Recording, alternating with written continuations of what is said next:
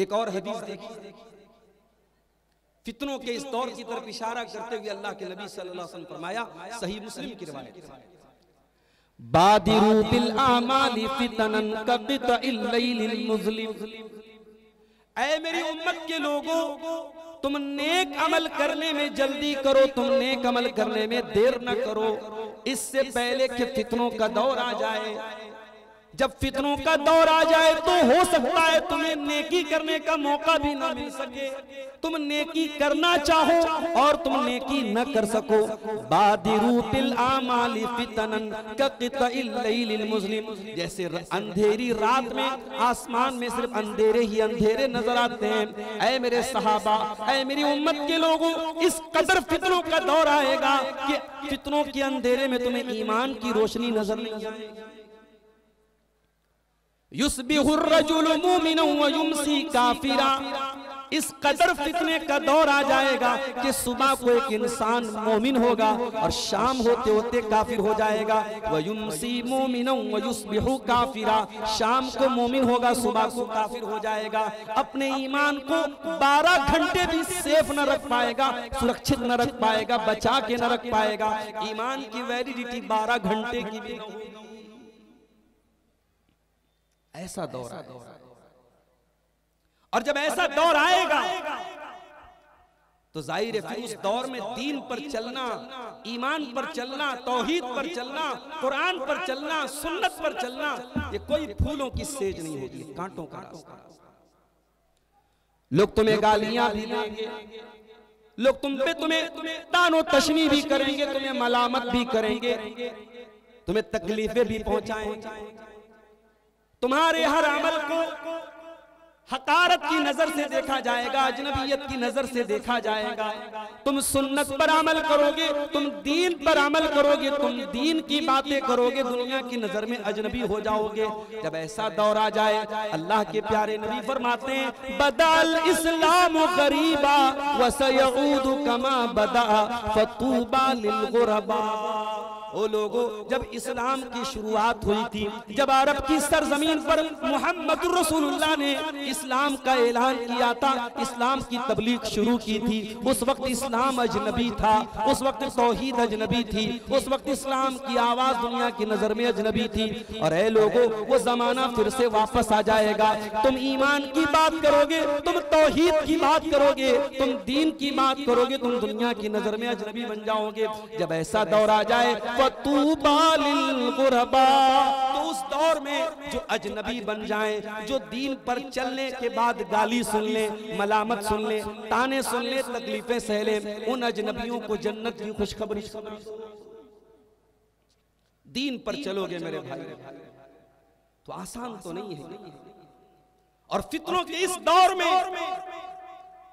तमाम लड़कियां बेपर्दा घूमे, बल्कि बेपर्दा का लफ्ज भी बड़ा हल्का लफ्ज है। मैं अगर इससे बड़ा लफ्ज इस्तेमाल करूं कि नंगी घूमे, आप एयरपोर्ट वगैरह पे जाके देख ले, मेरे मॉडर्नाइजेशन के नाम पे, तरक्की के नाम पे, अपने आप को एडवांस दिखाने के नाम पे क्या हो रहा है। बदतमीजी और बेहूदगी और गंदेपन और नंगेपन की कौन सी सीमा है जो पार नहीं। अभी हमारे पड़ोसी मुल्क में डॉक्टर जाकिर नायक साहब का एक दौरा चल रहा है। बहुत सारी बातें उस दौरे के ताल्लुक से हैं, मैं वो सारी बातें छेड़ना नहीं चाहता। एक बात मैं कहना चाहता हूं, कोई खातून थी, न्यूज एंकर थी, मेकअप वगैरह करके जैसे वहां रिवाज है, वो बैठी थी डॉक्टर साहब के सामने। डॉक्टर जाकिर नायक साहब ने कहा कि अगर कोई खातून, कोई गैर महरम औरत मेकअप करके सज संवर के किसी मर्द के सामने बैठी है और वो मर्द उस औरत को आधा घंटे तक देख रहा है और उसके दिल और दिमाग में कोई हलचल नहीं मच रही है, उसको कोई फर्क नहीं पड़ रहा है, तो उस मर्द को किसी डॉक्टर के पास जाना चाहिए, वो मर्द नहीं हो सकता। अब साहब मीडिया वालों ने और लिबरल लोगों ने बड़ा इसका वावेला मचाया, बड़ा एतराज किया, बड़ी बुरी बुरी बातें कही डॉक्टर जाकिर ने। मगर आज आप देख लें, आज की दुनिया का उसूल यही है, कानून यही है, औरत को यही पढ़ाया गया कि मैं नंगी फिरूं, मैं कुछ ना पहनूं, तुम अपनी नजर की हिफाजत। ये दुनिया इसको तरक्की कह रही, इसको औरतों की आजादी कह रही। एक ऐसे दौर में जहां औरत से उसका औरतपन छीन लिया गया, उसकी निस्वानियत छीन ली गई। एक ऐसे दौर में जहां औरत से उसका पर्दा छीन लिया गया।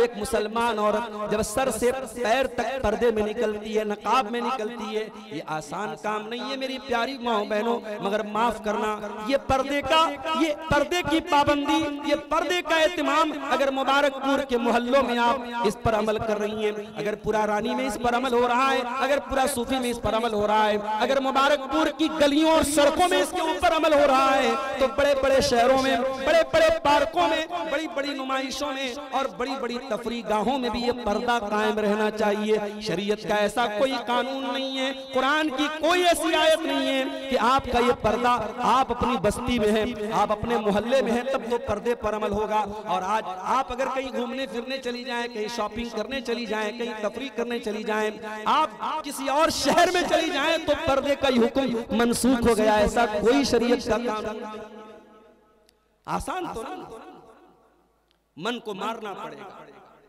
दुनिया एक काम कर रही है, आपको उससे हट के करना है तो मन को तो मारना पड़ेगा। और वैसे भी शैतान ने बुराई को अट्रैक्टिव बनाया। हर इंसान को गुनाह की दुनिया अच्छी लगती है।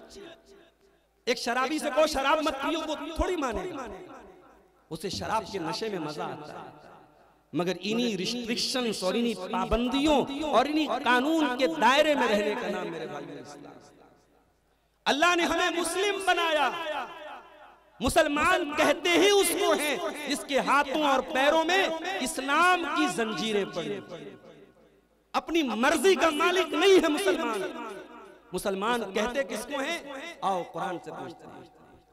अल्लाह फरमाता है इन्नमा कान क़ौलुल मुमिनीना इज़ा दुऊ इलल्लाहि व रसूलिही लियहकुम बैनहुम अन यक़ूलू समीना व अताना। मुसलमान की पहचान तो ये है उसके सामने अल्लाह का फैसला आ जाए, रसूल का फैसला आ जाए। मुसलमान की शान तो ये है वो अल्लाह और उसके रसूल का फैसला सुन करके आमन्ना व सद्दक़ना कह दे, वो ईमान ले आए, वो मान ले, वो तस्लीम। मुसलमान उसको नहीं कहते जो मादर पिदर आजाद हो जाए, जो अपनी मर्जी का मालिक हो जाए, जहां जी चाहे जाए, जो जी चाहे खाए, जो जी चाहे करे, ये मुसलमान की पहचान है।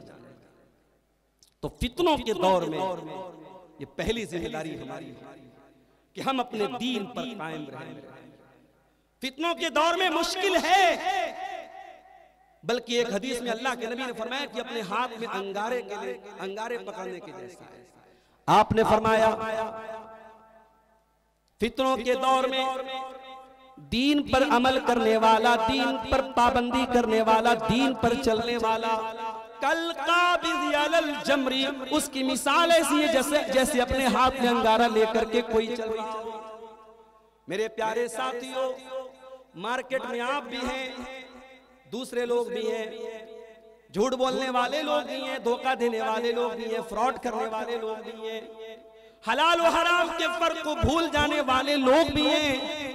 मगर आप एक मुसलमान हैं, आप जब मार्केट में जाते हैं आपकी शरीयत आपसे कहती है मन गश्शना फलैसा मिन्ना, तो मुसलमान है, तो धोखा नहीं देगा। आपकी शरीयत कहती है इन्नल अहल्लल्लाहुल बैअ व हर्रमर रिबा, सूद हराम है, ब्याज हराम है, कारोबार हलाल है। आप सूद और ब्याज का लेन देन आपको नहीं करना है, धोखाधड़ी आपको नहीं करना है, सट्टेबाजी आपको नहीं करना है, झूठी कसम खा करके अपना माल नहीं बेचना है। हलाल तरीके से जो प्रॉफिट आ जाए, जो मुनाफा आ जाए, उसी में अपनी जिंदगी गुजारना है। अब यह आसान काम तो नहीं है मेरे भाई। इस पर आपके कलेजे पर छुरियां चलेंगी तो चलें। वो हलाल की थोड़ी सी कमाई उस हराम की ज्यादा कमाई से बेहतर है जो आपके घर के चैन और सुकून को छीन ले मेरे भाई।